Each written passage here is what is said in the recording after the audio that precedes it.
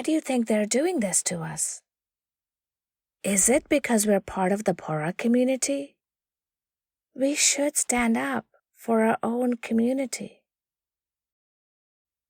That's what echoed in my family's WhatsApp chat during the Michigan FGM case. In case you didn't hear about it, back in 2017, a doctor from the Bohra community was charged under a federal law that bans the practice.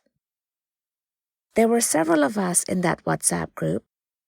When we were young, my cousins and I talked about Khatna. I know they had it done, but during this chat, they said nothing. I waited for the chat bubbles to pop up, for someone to say, Khatna is not right. Nothing. And I said nothing either. Nothing about the shame I've felt all my life.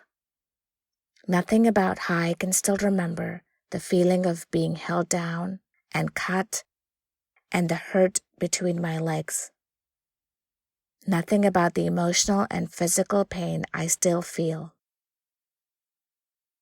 How unfair it is. How it is not required in Islam. How not every Bohra girl gets it done. I said nothing. 4 years later, I often think about that chat. I think about how hard it is to talk about Khatna, to be a member of a community and speak up against something many people in the community were taught to believe in.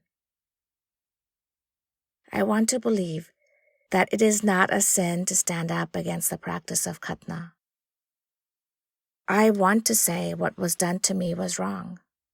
What was taught to my family was wrong.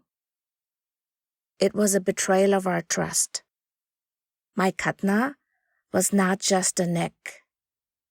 It was a deep, life-altering wound. One that does not heal with time. While I never did post anything like this in the WhatsApp group, I decided to talk to my parents and my sister. That conversation led to other conversations with family and friends.